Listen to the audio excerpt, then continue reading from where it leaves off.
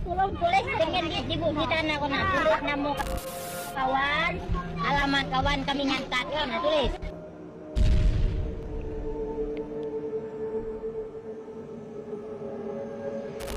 Pasti kalian gak nyangka, ternyata begini asal-usul tuyul, makhluk halus gundul pencari fulus.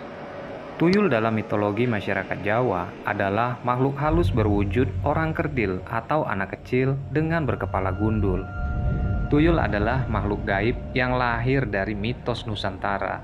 Sejarawan Ong Hokman menyebut bahwa tuyul dalam kepercayaan masyarakat Jawa adalah sosok demit atau makhluk halus yang berbentuk anak kecil, gundul, dan telanjang. Tuyul menurut kepercayaan melakukan pencurian bagi seempunya hingga pemilik menjadi kaya.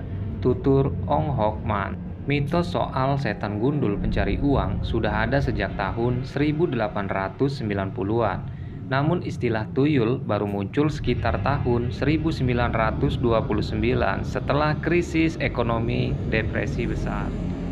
Sejarawan menyebut penemu tuyul pertama kali adalah Clifford Geertz. Menurutnya, Geertz adalah sarjana pertama yang memberikan gambaran secara rinci tentang tuyul, mulai dari kegiatan, siapa yang memiliki, dan cara mendapatkannya. Pada dekade 1950-an, Geertz meneliti sebuah kota kecil di Mojokuto, Kota Pare, Kediri, Jawa Timur. Setelah melakukan penelitian, menemukan uraian sistematis mengenai makhluk halus di Jawa. Dirinya mengatakan ada 3 jenis pokok makhluk halus, yaitu memedi, lelembut, dan tuyul. Tuyul menyerupai anak-anak ini, hanya mereka bukan manusia, tetapi anak-anak makhluk halus. Mereka tidak mengganggu, menakut-nakuti, atau membuat orang sakit. Sebaliknya, mereka sangat disenangi oleh manusia karena membuatnya menjadi kaya.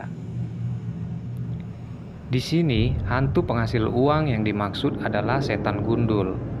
Dengan kata lain, tuyul adalah hasil evolusi dari setan gundul pada saat itu, yang kerjaannya mencuri fulus. Tuyul yang saat itu setan gundul, kemudian menjadi populer di masyarakat Indonesia sebagai makhluk yang dapat membuat kaya majikannya dalam waktu sekejap. Lalu, dari mana asal-usul setan gundul bisa berubah nama menjadi tuyul? Guru Gembul pernah memberikan penjelasan kenapa setan gundul tiba-tiba berubah menjadi tuyul. Menurut hipotesisnya, pada tahun 1928, banyak orang Jepang yang datang ke Indonesia. Mereka sudah memproyeksikan bahwa Nusantara akan dihabisi oleh pasukan Jepang dengan mengalahkan Belanda. Oleh karena itu, sejak tahun 1927, Jepang mengirimkan mata-mata mereka ke Indonesia.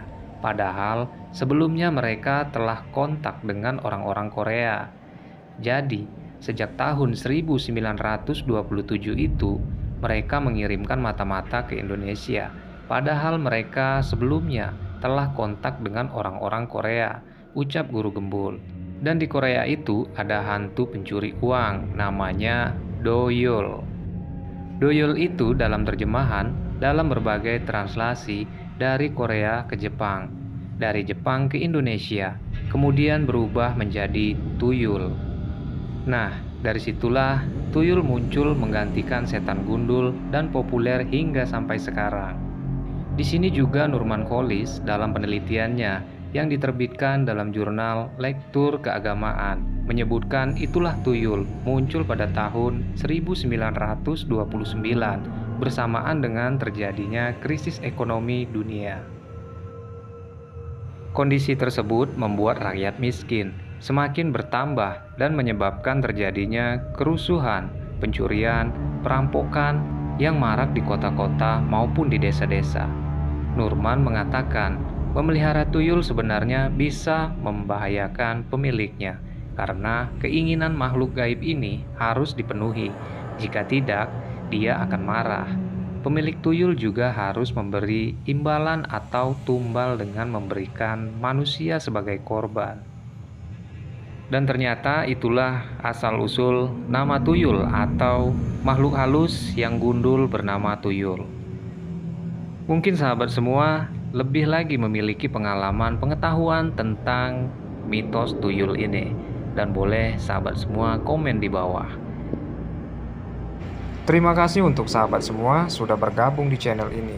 Dan semoga kita semua selalu dalam keadaan sehat walafiat dan selalu dalam lindungan Tuhan Yang Maha Kuasa. Dan saya doakan semoga sahabat semua diberi kelancaran dalam segala usaha dan urusan. Dan semoga sahabat semua dilancarkan rezekinya. Amin ya robbal alamin. Sampai berjumpa kembali di video selanjutnya. Tentunya di channel Bumi Misteri. Bumi yang masih menyimpan berjuta-juta rahasia.